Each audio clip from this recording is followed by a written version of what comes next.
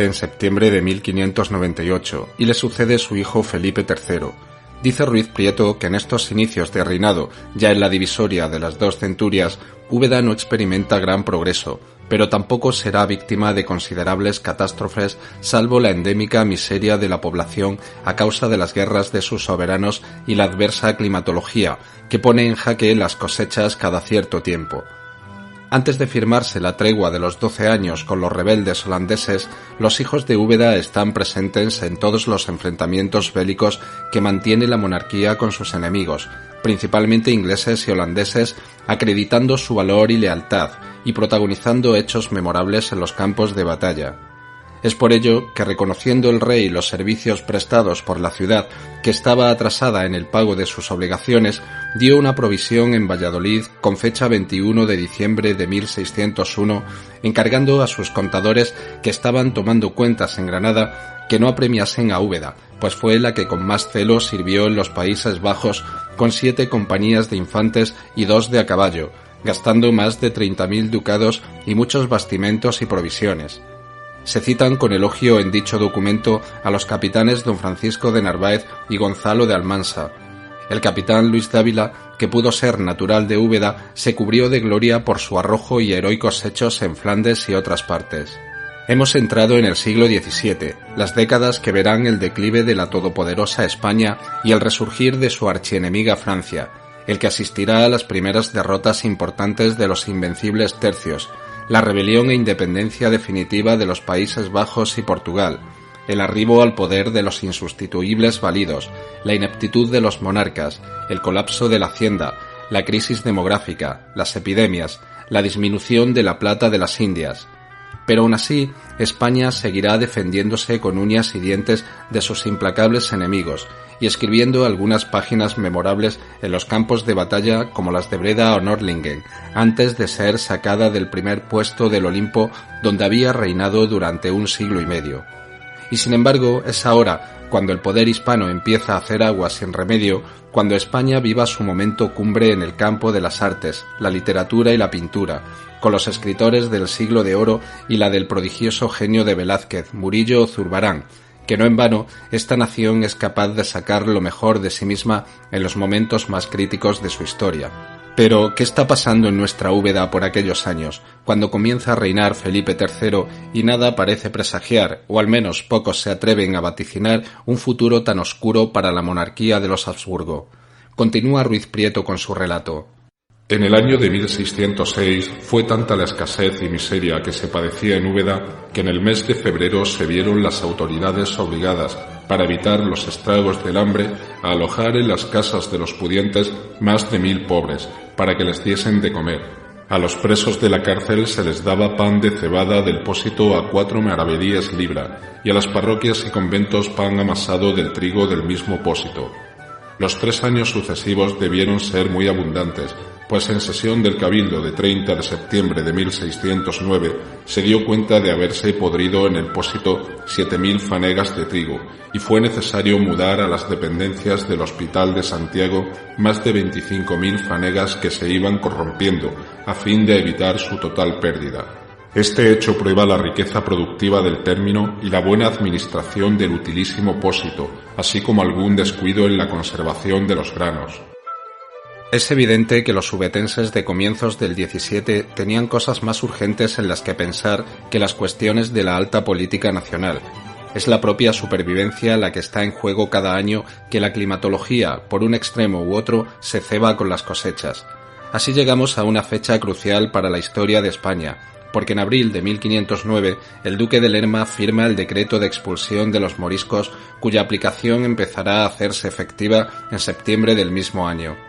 Resulta interesante reproducir el texto del decreto para entender las razones que llevan a la monarquía a tan drástica decisión y cómo la ciudad de Úbeda va a reaccionar a esta medida, teniendo en cuenta que en el término reside no poca población morisca asentada tras la diáspora resultante de la rebelión alpujarreña ocurrida 4 décadas atrás y ya tratada en capítulos anteriores. Dice así el documento. Entendido tenéis lo que por tan largo discurso de años he procurado la conversión de los moriscos de ese reino de Valencia y del de Castilla, y los edictos de gracia que se les concedieron, y las diligencias que se han hecho para convertidos a nuestra santa fe, y lo poco que todo ello ha aprovechado, he resuelto que se saquen todos los moriscos de ese reino y que se echen en berbería. Y para que ejecute lo que su majestad manda, hemos mandado publicar el bando siguiente. Primeramente, que todos los moriscos de este reino, así hombres como mujeres con sus hijos, dentro de 3 días de como fuere publicado este bando en los lugares donde cada uno vive y tiene su casa, salgan de él y vayan a embarcarse a la arte donde el comisario les ordene, llevando consigo de sus haciendas los muebles, los que pudieren en sus personas, para embarcarse en las galeras y navíos que están aprestados para pasarlos en berbería, a donde los desembarcarán sin que reciban mal tratamiento ni molestia en sus personas. Y el que no lo cumpliere incurra en pena de la vida, que se ejecutará irremisiblemente. De cualquiera de los dichos moriscos que publicado este bando y cumplidos los 3 días fuese hallado fuera de su propio lugar, pueda cualquier persona, sin incurrir en pena alguna, prenderle y desvalijarle, entregándole a la justicia del lugar más cercano, y si se defendiere, lo pudiera matar. Que cualquiera de los dichos moriscos que escondiere o enterrase alguna de la hacienda que tuviere o no pudiere llevar consigo o pusiese fuego a las casas, sembrados, huertas o arboledas, incurran en la dicha pena de muerte los vecinos del lugar donde esto sucediere, por cuando su majestad ha tenido por bien de hacer merced de estas haciendas que no pueden llevar consigo a los señores cuyos vasallos fueren. El Ayuntamiento de Úbeda acuerda en sesión de 23 de enero de 1610, es decir, unos meses después de emitirse la orden, acudir con una exposición al rey rogando no se aplicara la medida con los moriscos de la población. La respuesta del monarca no se hace esperar. Dice así: Concejo, justicia, regidores, caballeros, escuderos, oficiales y hombres buenos de la ciudad de Úbeda. He visto vuestra carta de 23 de enero próximo pasado, y las razones que con tanta piedad os han movido a representarme se ha servido de que no se entienda el bando de los moriscos con los de esta ciudad, y aunque lo que conviene al servicio de Dios y mío, bien y seguridad de estos reinos, es que lo resuelto se ejecute, todavía teniendo en consideración las causas que referís, he mandado que con aprobación y parecer de los obispos se queden las personas que por su ejemplar y cristiana vida fueren dignas de gozar de esta merced, como más particularmente entenderéis del Marqués de San Germán, y en las demás deudas que se os ofrecen me remito a lo que escribo a don Juan de Solís, mi corregidor. De Madrid a 9 de febrero de 1610. Yo, el rey. Es decir, que el monarca permite que la ciudad determine qué moriscos pueden permanecer y qué otros deben marchar al exilio. Muchos, no obstante, debieron ser expatriados, pues en los libros de actas del Cabildo hay acuerdos para incautarse de sus bienes, a cuyo efecto se había nombrado administrador. En dichos libros y los de denuncias, así como en algunos padrones, afirma Ruiz Prieto haber visto que los moriscos que quedaron, en su mayoría ejercían los más humildes oficios, como aguadores y otras ocupaciones insignificantes. Estos no tienen bienes que excitasen la codicia, y con ellos se cumplió la caridad de dejarlos tranquilos, pero consta siempre que la ciudad se interesó igualmente por todos. Nos dice también nuestro historiador que los gitanos fueron también expulsados ese mismo año de 1610.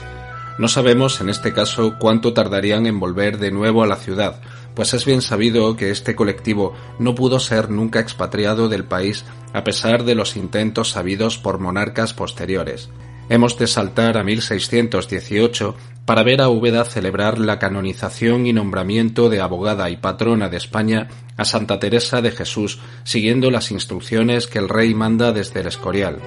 Aparte de esto, no hay sucesos reseñables en la población, salvo el progresivo declive de la agricultura y el casi nulo comercio, situación que es palpable en la mayor parte del país.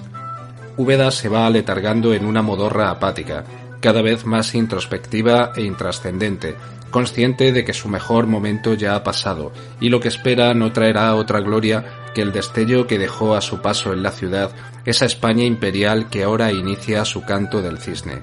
Fallece Felipe III el 31 de marzo de 1621 a los 42 años.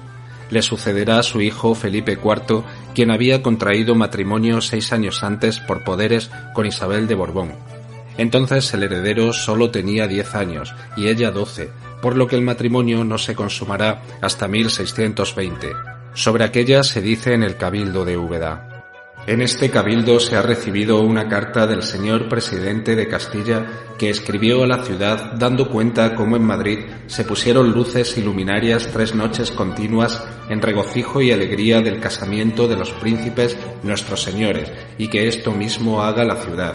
Aunque no hay datos sobre ello, suponemos que en la medida de sus posibilidades, Úbeda participaría de estas celebraciones engalanando la ciudad y organizando algún tipo de festejo. El 25 de julio de 1621, la ciudad proclama a Felipe IV como rey de España. Un nuevo ciclo comienza, aunque para sus habitantes no sea más que un punto y seguido.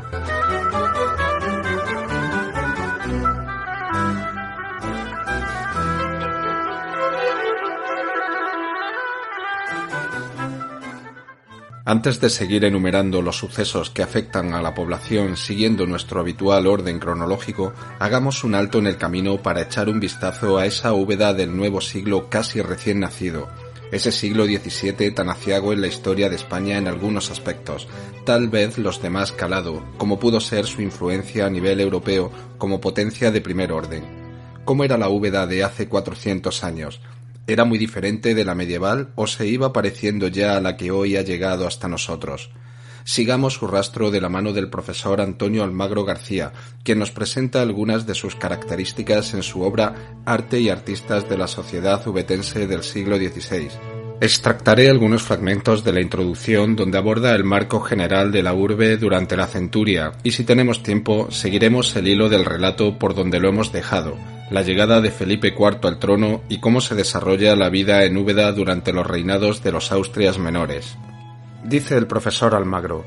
las calles y plazas se constituyen como los ejes vertebradores de una trama urbana que en poco se modifica y crece a lo largo del siglo como indica la extensión y el número de elementos que aparecen. Con toda seguridad podemos afirmar que Úbeda no aumenta su callejero ni su extensión de forma significativa en todo el siglo por el continuado descenso de la población, que obedece a la emigración, a las epidemias de peste y al empobrecimiento de la actividad económica. En realidad, las calles, plazas y edificios que los ubetenses del siglo XVII pasearon y vieron fueron las mismas, y los mismos que los profundos cambios de la centuria anterior provocaron sobre la vieja trama medieval de la ciudad, junto con otros que en el nuevo siglo se van a ir realizando de nueva planta o para completar lo ya existente. Es decir, se encuentran con notables edificios ya realizados o con nuevas construcciones de arquitectura religiosa como parroquias y conventos, con edificios y construcciones religiosos de carácter privado como la Sacra Capilla del Salvador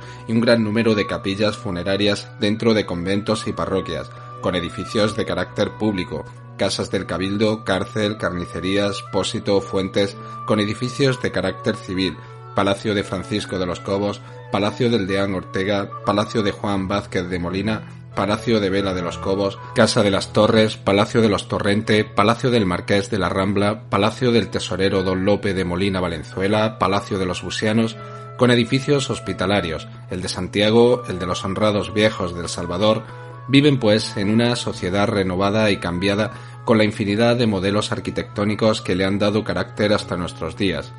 Las parroquias llegan al siglo XVII con sus fábricas prácticamente terminadas, pero no van a faltar importantes obras de nueva planta que se centran en portadas como las de Santa María, San Pedro y Santo Tomás, promovidas y tuteladas por el obispado, en capillas funerarias como la de San José de la Colegiata, promovida y construida por el canónigo don Antonio de Molina y Valenzuela, o la de los San Martín en San Pablo, que se completa con reja, retablo y sepulcro, y torres como la de San Isidoro. Más importantes son las realizaciones centradas en conventos que llegan incluso a la construcción de nuevas fábricas como la de San Francisco y la Concepción, a profundas renovaciones como en la Trinidad, la Victoria, San Nicasio y San Miguel, con erección de claustros, pilares, bóvedas y capillas de cofradías o conmemorativas, como es el caso de la de San Juan de la Cruz en el último citado. En cuanto a la arquitectura civil, la casa y el palacio siguen siendo escenario de numerosas intervenciones que, tomando como modelo construcciones del siglo anterior, aumentan en número con ejemplares tan notables en lo que se refiere a los palacios como el de Don Lope de Molina Valenzuela y el del Conde de Guadiana. No menor importancia van a tener las realizaciones promovidas por el concejo, que, si bien no constituyen grandes novedades, sí son continuas con el fin de asegurar los servicios